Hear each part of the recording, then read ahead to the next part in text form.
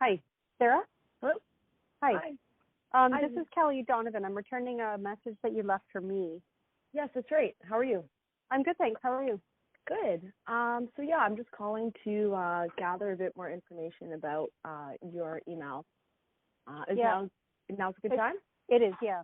I wasn't sure. I didn't take the time to look up my previous email to you, but I'm not sure how much I explained before. But basically, I've filed a complaint with the Bereavement Authority of Ontario. Mm-hmm. From what I can gather, I have read through the Act pretty extensively.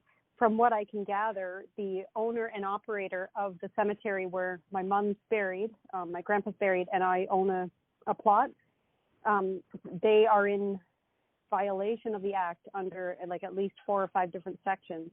Okay. Because of something. What cemetery is that? It's Oakhill Cemetery in Brantford. Oh, Oakhill, yes. Okay. And I think you're going to get multiple complaints because so yes, I actually have already seen two other emails about this so far. So okay. Is it also with relation to the roadway extension? Yes. Okay. Sorry.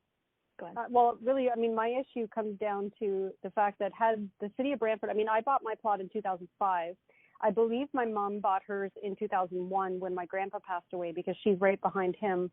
I know for a fact that and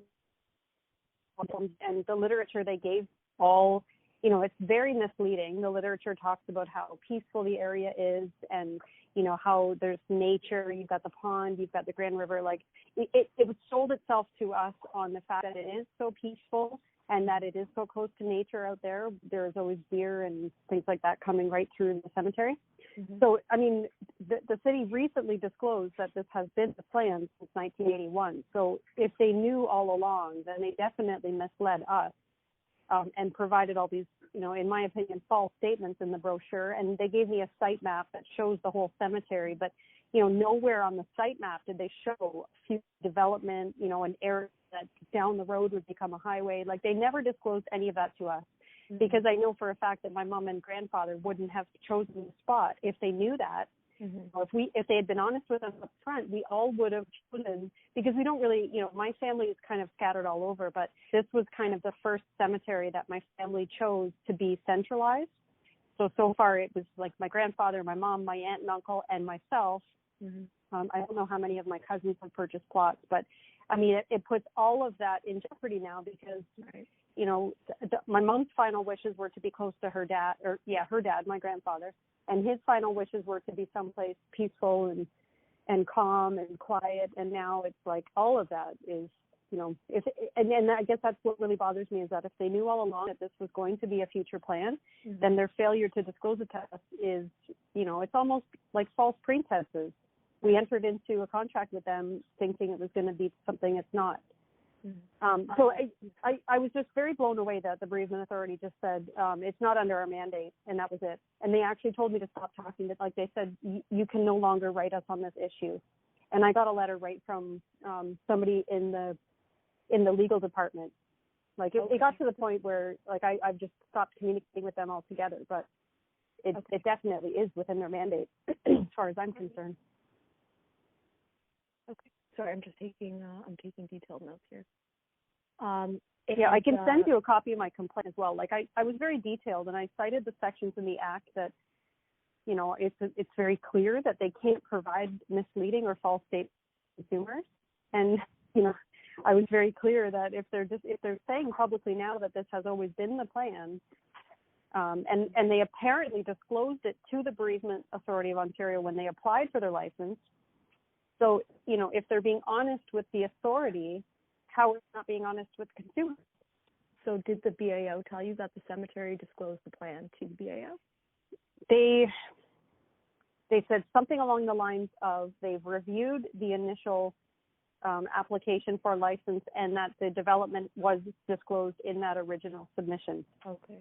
The other thing that the city disclosed recently was a map that apparently was drawn in 1993, which shows the entire cemetery with the highway going through it. So I can only guess that was the drawing they submitted when they applied for their license. But again, that particular drawing has never been disclosed to any consumers purchasing plots. And I've been trying to get my mind around like whether this is just me or whether it affects other people. So we have a Facebook group, and there's about 150 people in the group. And I put a poll up just to, out of all the people that own plots there or have family members there, was anyone ever informed about this plan? And not one person said yes. Like I have about 65 people who said no, absolutely, we were not told.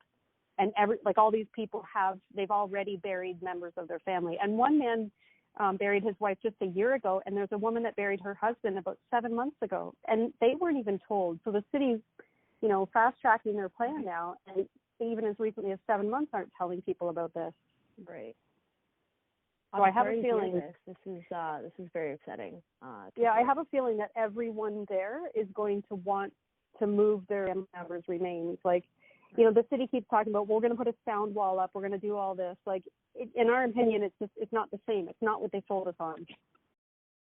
Right. Well, this information has been really helpful, and the ministry intends to respond to you to let you know our position, what you can do next. Okay. And I'm going to relay all that information to my team and the issues team. I work for the team that's responsible for the Funeral, Burial, and Cremation Services Act. Okay.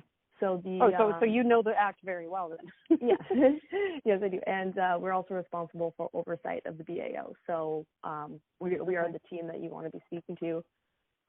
So ultimately, I think my biggest issues are that it's just, in my opinion, it's disrupting the dignity of the cemetery, which is, I think, part of the operator's responsibility to not do that.